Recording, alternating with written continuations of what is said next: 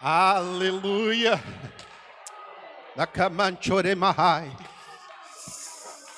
Faz assim com a tua mão, irmãos, em nome de Jesus Cristo.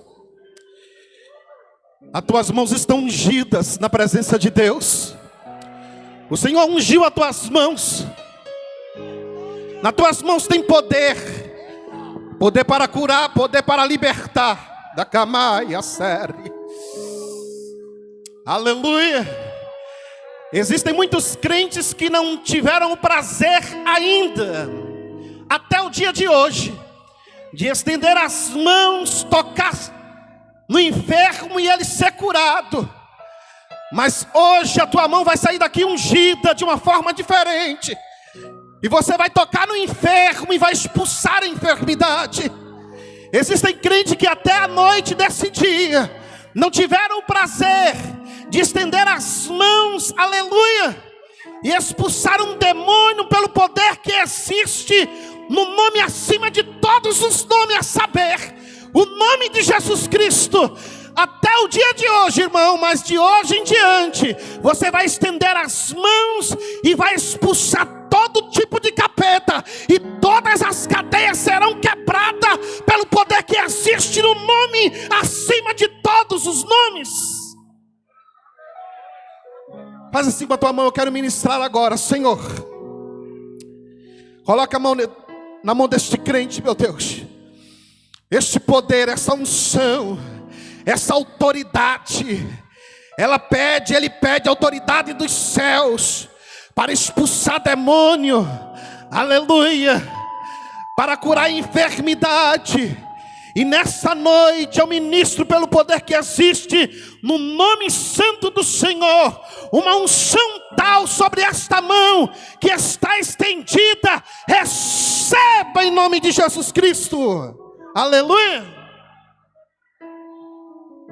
Graças a Deus. Meus amados irmãos, eu quero cumprimentar os irmãos que nos acompanham nas redes sociais. Presbítero Williams ali na cidade de Uberaba, que Deus abençoe a tua vida, homem de Deus, juntamente com a sua família. E quero cumprimentar a todos os irmãos aqui presentes, com a santa e gloriosa paz do Senhor, amém? Abra as vossas Bíblias sem perca de tempo, no Evangelho segundo escreveu Marcos, capítulo 5. O Evangelho segundo escreveu Marcos, capítulo 5, versículo 1.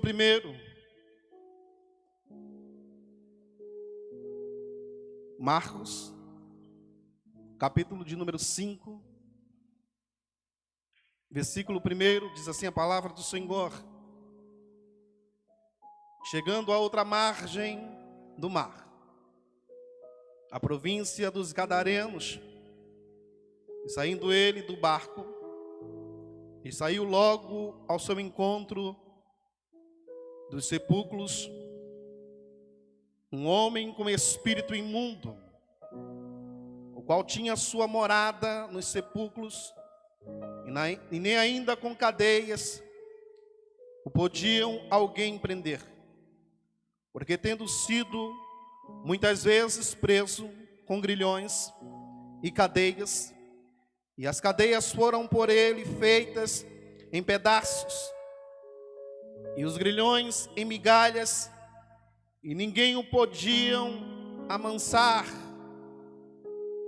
e andava sempre de dia e de noite, clamando pelos montes e pelos sepulcros, e ferindo-se com pedras. E quando viu Jesus ao longe, correu e o adorou. Fecha a tua Bíblia e toma teu assento, por gentileza. Este relato bíblico é algo extraordinário da parte de Deus. Eu quero pregar nessa noite subordinado ao tema: quanto vale uma libertação? Sabemos que o valor de uma alma é inestimável, mas a libertação tem valor? Esta é a pergunta. O valor de uma alma é algo que foi feito na cruz do Calvário, é valor de sangue, que foi vertido na cruz do Calvário por Jesus. Porém, o valor da libertação é diferente de um valor de uma alma. Ao longo desta mensagem você vai entender a diferença. Nesse episódio aqui narrado, no capítulo 5, fala de uma grande libertação. Mas antes da grande libertação deste homem, na cidade de Gadara, o próprio Jesus já contava algumas parábolas. Ele contou a parábola do semeador, contou a parábola da candeia, a parábola da semente e a parábola do grão de mostarda. 4 parábolas, e o significado era o mesmo. Era a pregação do Evangelho, era o semear da palavra, era a libertação de alguém. Após Jesus falar de libertação, após Jesus falar da pregação do Evangelho, uma grande fúria se levanta, aleluia, no mar, e eles estavam no barco. Após uma grande pregação, após uma grande menção da pregação do Evangelho, a fúria se levantou de uma forma terrível para tentar deter os planos do próprio Deus. Assim acontece na minha e na tua vida. Muitas vezes nós estamos envolvidos com o Evangelho de tal forma, estamos envolvidos com a pregação da palavra de Deus, e de repente vem um vento, vem uma tempestade para fazer-nos parar, para nos desanimar, para tentar fazer com que nós venhamos recuar. Mas saiba de uma coisa: o Deus que você serve, Ele está no controle de todas as coisas. O Deus que eu e você servimos, Ele não perde batalha, Ele não perde, aleluia, a direção. Aleluia, você pode cambalear, você pode cochear entre 2 pensamentos, mas quando você olha para o céu, existe um Deus com os ouvidos, aleluia, atento ao teu clamor, à tua oração, e você alcança os lugares celestiais. E por que desistir? E por que desanimar diante de uma grande tempestade? Talvez essa tempestade que você esteja passando esteja te levando para lugares mais altos. Talvez essa tempestade que você está passando esteja te levando para uma grande conquista. Quem crê, levante a mão, aleluia, e glorifique o nome santo do Senhor. Existe conquista da parte de Deus para a tua vida. Existe grandes milagres da parte de Deus para a tua vida. Já foi profetizado aqui nessa noite.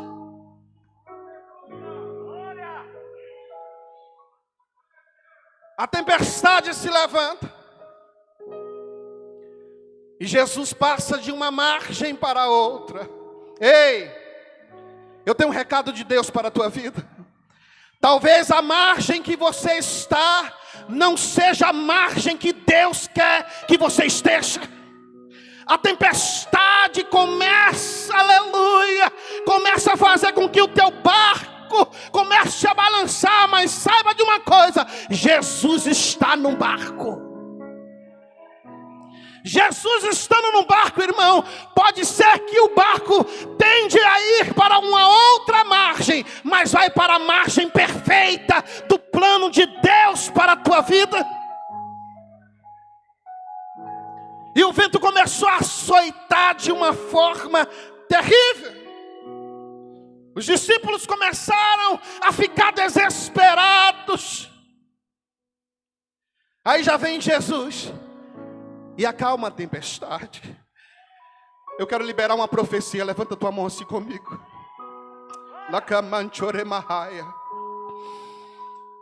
Deus está entrando hoje acalmando essa tempestade.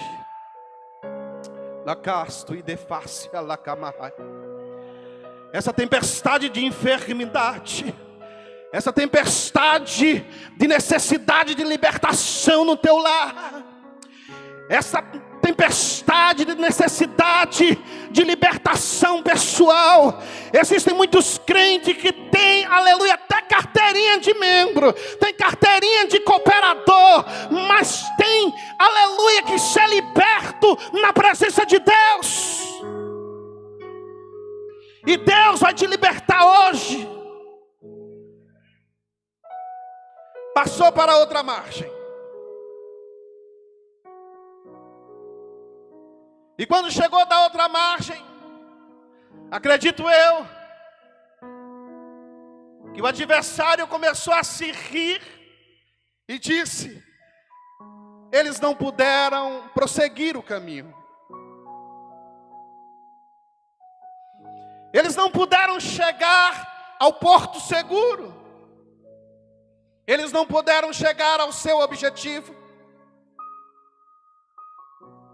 Os planos de Deus não podem ser frustrados. O adversário está dizendo que o caminho é tenebroso, que o caminho está fora de curso, que o teu barco está fora do curso. Mas eu quero dizer uma coisa para você: creia tão somente que está indo no curso certo. Só basta você confiar e perseverar na presença de Deus. E eles desceram na outra margem. E ali houve uma grande preparação de libertação. O valor de uma libertação é alto. Só não sabe o valor da libertação quem nunca se colocou à disposição para receber a libertação pessoal e para ver outra pessoa liberta. Vou falar igual os pregadores falam, vou repetir. Não sabe o valor de uma libertação quem nunca se dispôs a descer na presença de Deus para buscar uma libertação pessoal e buscar uma libertação por alguém. O valor da libertação é algo tremendo. Requer sacrifício, requer lágrimas, requer joelhos encalejados. O valor de uma libertação requer empenho de alguém. Porque muitas vezes a pessoa que está necessitando da libertação não tem força para se mover do seu lugar. E Deus levanta eu e você como um atalaia na terra. Aleluia, para interceder, para buscar, para clamar na presença de Deus por essa pessoa. Quando nós falamos do evangelho, dos 4 evangelhos, nós falamos de evangelhos sinóticos. O que é sinótico? É uma mesma mensagem com narrativas diferentes, mas o propósito é de igual modo. Em Mateus, Jesus foi apresentado como Rei e Redentor dos homens. Porém, Mateus escreveu o seu evangelho direcionado aos judeus. Em Marcos, Jesus foi apresentado como servo. E sendo ele servo, ele cumpriu os objetivos do Pai na terra. Marcos escreveu o seu evangelho direcionado aos romanos. Em Lucas, ele foi apresentado como filho do homem. E Lucas escreveu o seu evangelho direcionado aos gregos, a maior potência da terra na época. A língua predominante, a maior inteligência na terra na época era dos gregos. Um simples pescador não poderia escrever algo narrando de Jesus para os gregos. Um simples cobrador de impostos não podia, aleluia, escrever algo direcionado aos gregos. Por isso que Jesus levantou um médico. Lucas era médico. Lucas tinha cultura suficiente. O que é que nós aprendemos com isso, amados irmãos? Que para cada pessoa que necessita de libertação, Deus tem preparado, aleluia, pessoas, aleluia, para levar nesta vida, para esta vida, a libertação. Então saia da sua zona de conforto e se prepare na presença de Deus. Porque muitas vezes nós queremos fazer, mas não sabemos nem como começar. E chega no meio do caminho, nos embaraçamos todo, perdemos aquela vida e começamos a lamentar. Aí entramos na caverna, aí começamos a sofrer, começamos a recuar, começamos a pensar que Deus não está conosco. Mas Deus levanta hoje, nessa noite, oh aleluia, um grande exército que já está preparado, que se prepara para buscar as almas que estão, aleluia, nas mãos do diabo, que necessita de libertação, que necessita da manifestação do poder de Deus na sua vida. Em João, ele foi apresentado como Filho de Deus. Para todos os homens foi escrito. É uma narrativa espiritual, onde o próprio Jesus diz: eu sou Deus, eu sou o Filho de Deus. O Evangelho de João foi o evangelho que Jesus foi mais perseguido. Na narrativa de João, mostrou as maiores perseguições de Jesus. Quando falamos de Marcos, nós vemos esse texto que nós acabamos de ler, que está escrito em Marcos, fala de um endemoniado. Os gregos, eles queriam saber, melhor dizendo, os romanos, eles não queriam saber quem era a pessoa, mas se a pessoa se prostrasse e se transformasse, descesse do seu patamar e se transformasse em servo, aí os romanos olhavam para ele com bons olhos. Os romanos olhavam para um servo com bons olhos, porque eles tinham a intenção de ser servidos, porque eles dominavam aquela nação. E Marcos narrou, dizendo que Jesus era servo, e falou de um endemoniado de Gadareno. E quando você vê em Mateus capítulo 8, do versículo 28 ao 34, fala de 2 endemoniados. Aí você fica pensando, era um ou era 2? Na narrativa de Marcos diz 1. Marcos não se importou em fazer a contagem, porque para os romanos não havia necessidade. Marcos não falou de totais, porque não havia necessidade. Mas Mateus falou de 2. O que é que nós aprendemos com isso, irmãos? Ai, pastor, eu já me coloquei na brecha para uma pessoa ser liberta, mas está bom demais. Está bom não, irmão? Enquanto você estiver nesta terra, se coloque sempre na posição de Deus, para que Ele te use com grande poder, aleluia, para libertar vidas, porque o valor da libertação é algo tremendo, é algo poderoso, aleluia.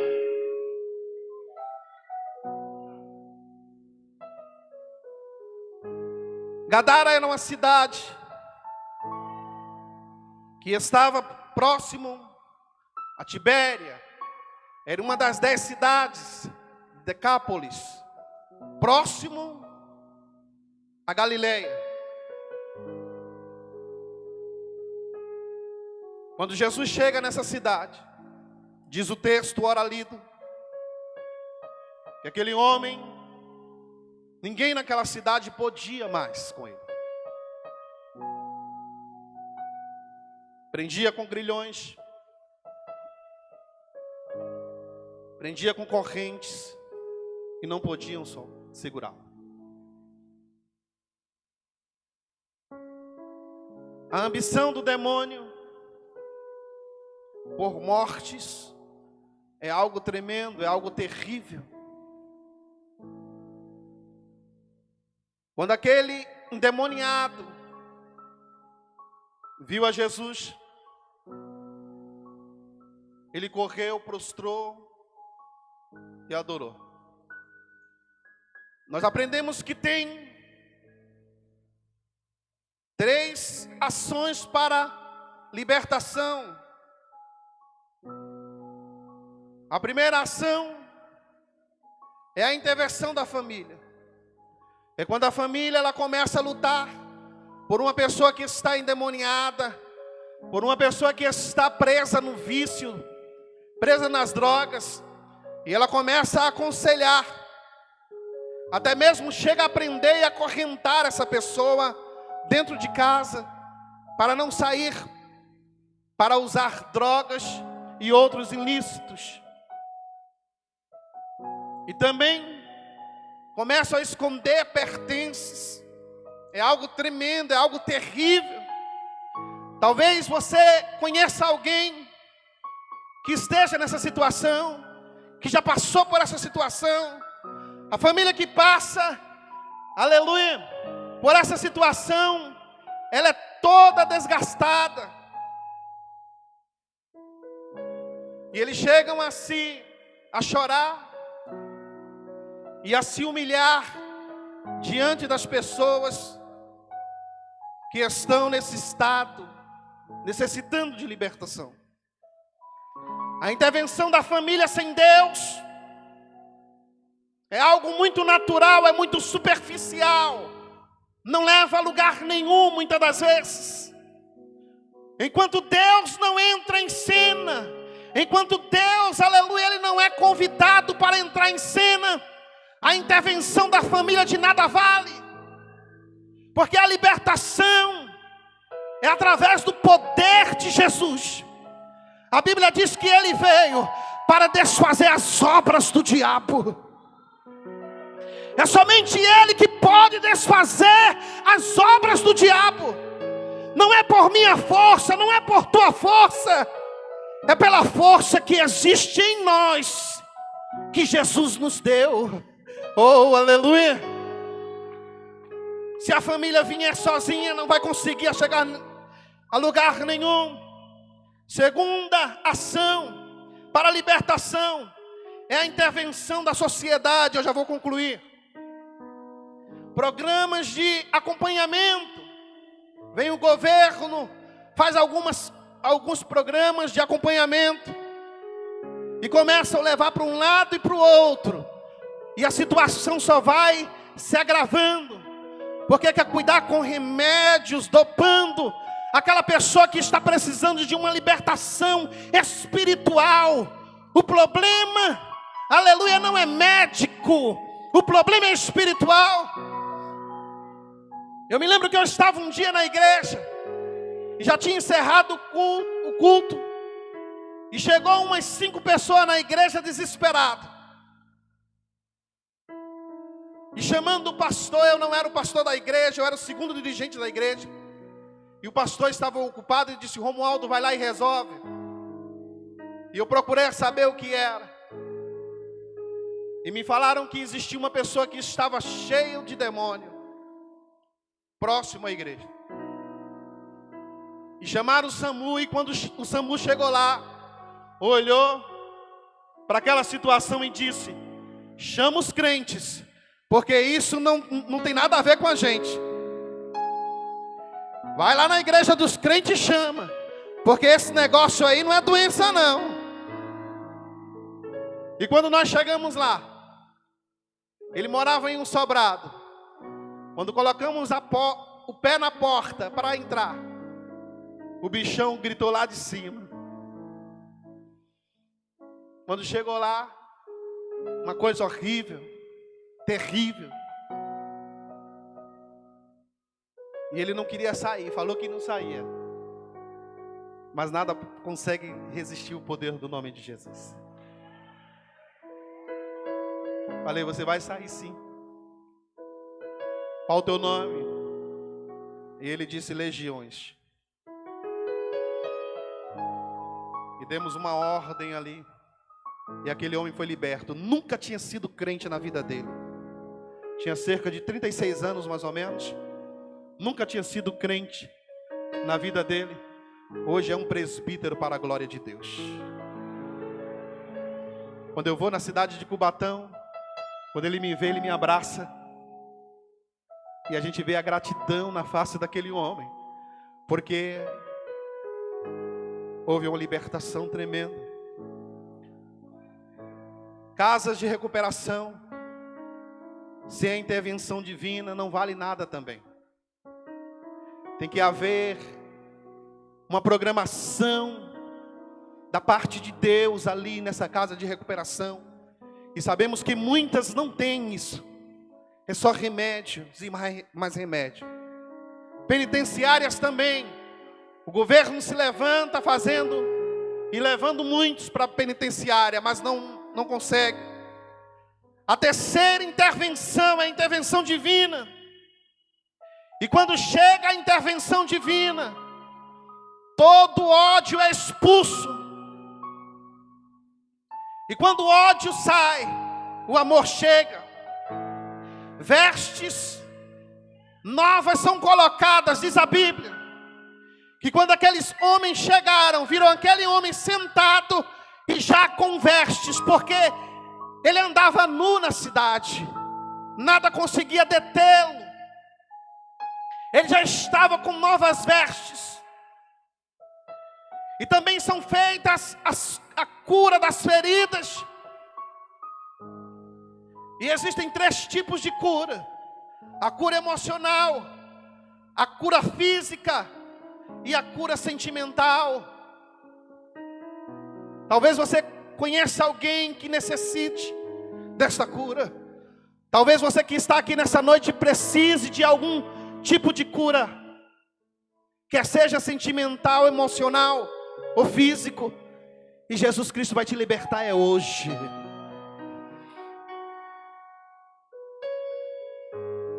O estado moral daquele homem foi restaurado. Quando há intervenção divina, o estado moral daquela pessoa é restaurado. Aquele homem foi restaurado pelo poder de Deus. E eu já encerro dizendo: houve 3 pedidos ali. O pedido primeiro foi da potestade. O primeiro pedido foi daquela potestade dizendo: Senhor, não nos mande para o inferno. Não nos mande para aquele lugar terrível. Manda-nos ir para uma manada de porcos. E Jesus deu uma ordem. O segundo, para aqueles homens, os donos daqueles porcos, para os donos dos porcos, a libertação para eles nada servia. Eles estavam interessados em valores monetários. Eles estavam interessados em valores materiais, porque os porcos morreram. E eles disseram: não queremos este homem aqui. A libertação tem que ser em primeiro lugar. Nós temos que pedir a Deus que liberte. Aqueles homens estavam fazendo tudo ao contrário. Em Levítico diz que eles não podiam criar porcos. E eles estavam criando porcos.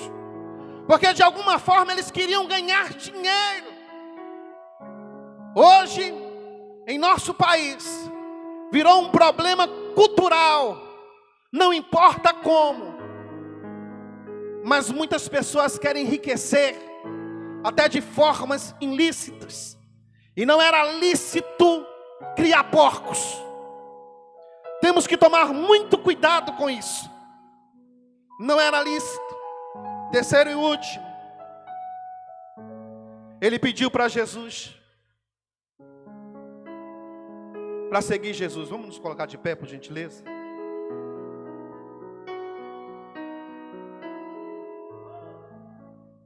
Ele pediu para Jesus, dizendo: Mestre, permita-me que eu te acompanhe. Eu quero ficar escondidinho, parado, quietinho na minha. Eu não quero fazer nada. Eu agora estou liberto e eu quero ficar quietinho no meu lugar, só adorando. Eu agora estou salvo e agora quero somente adorar.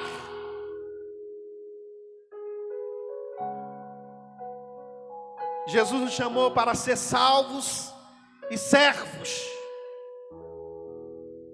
Não nos chamou para ser adorador.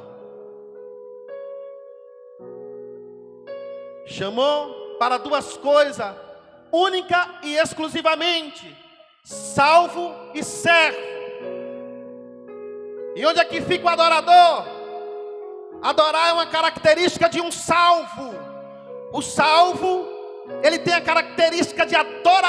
Ele adora, aleluia, independente da circunstância, independente da tempestade que ele esteja passando, aleluia, independente de qualquer coisa, ele adora o nome santo do Senhor.